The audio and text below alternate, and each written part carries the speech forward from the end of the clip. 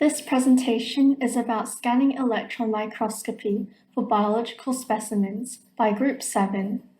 Scanning electron microscopy, also known as SEM, is an instrument for the analysis of the microstructure, morphology, and chemical composition, and it is widely used to study structural details on the surface of biological samples.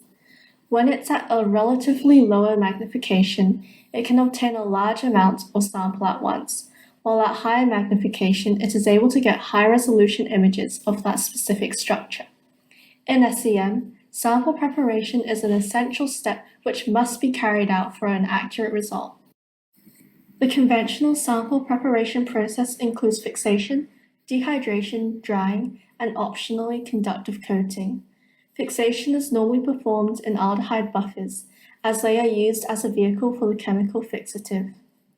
This is followed by dehydrating with organic solvents to replace water, and then dried to remove these organic solvents. But these can produce artifacts in delicate biological samples, such as a change in protein localization.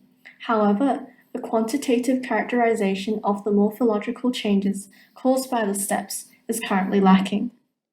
The process of sample preparation for SEM differs depending on if the sample is dry or wet.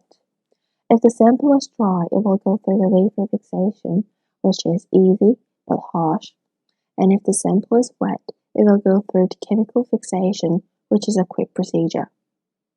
Then the dehydration to remove water. Both of the samples will then go through melting, coating, and finally the SEM observation. Electrons are made at the top of the column, pushed down, and pass through the combination of lenses and apertures to create a focused beam of electrons which hits the surface of the sample. The sample gets mounted on a stage in the chamber, and both the column and chamber will get evacuated via the combination of pumps.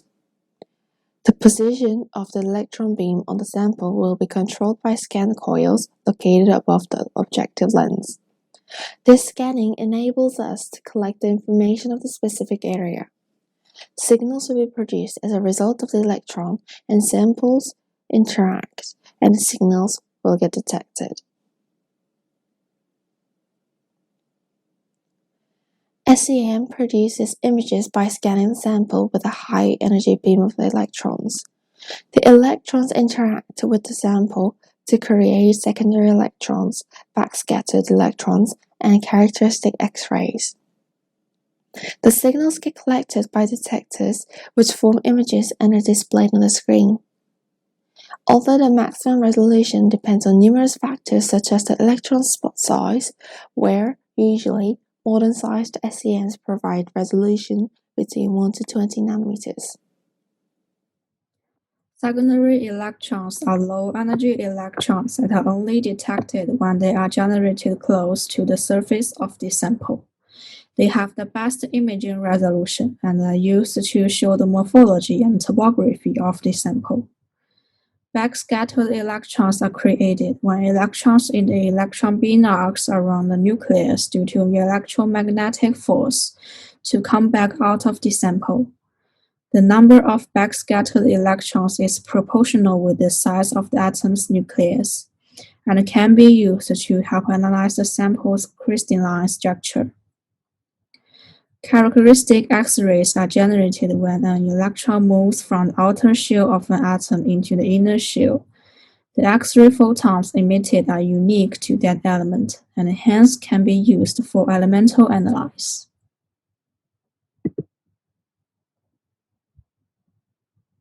The use of electrons compared to light allows for a higher resolution and a finer detail of the sample.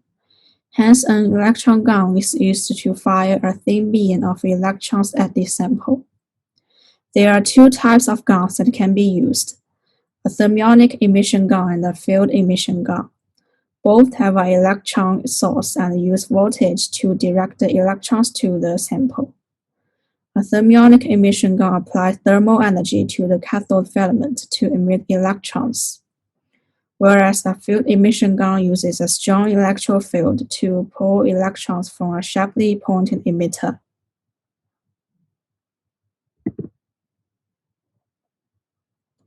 From the gun, the electron beam is then passed through a series of electromagnetic lessons to modify the path and change the size of the beam.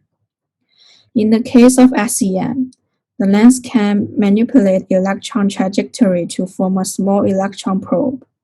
The condenser lines converge the electron beam to adjust the size, which detects the resolution. The stronger the condenser lines, the smaller the resulting beam diameter. The objective lines converges the electron beam again to focus the beam onto the chosen area of the sample. Development of a polymer nanoceramic composite material with potential application in biomedical engineering. This example uses SEM to characterize the microstructure of three different composition of the polymer and the nanoceramic material, along with the other dynamical mechanical analysis for further characterization. Agglomerates were identified in the SEM images, which indicated that the extrusion process during the development of the materials wasn't efficient in homogenizing. Differential scanning calorimeters determined the thermal transition of the materials, and a trend was identified where the increased percentage of the ceramic material reduced the crystallization temperature. Stress axis stream curves were used to identify the decrease in mechanical resistance with the increase of the percentage of the ceramic material. It was concluded that the further research into the material's degradation was needed.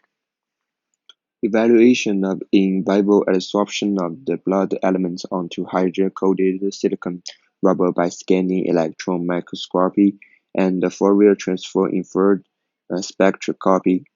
This looked at the reaction of the whole flowing canine blood with four polymer surface varying in hydrophilicity.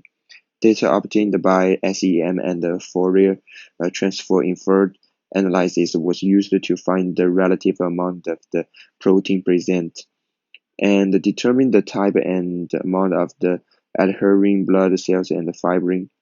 The knowledge of the protein deposition and the molecular configuration and the composition could be used to formulate a material that will be accepted by the body.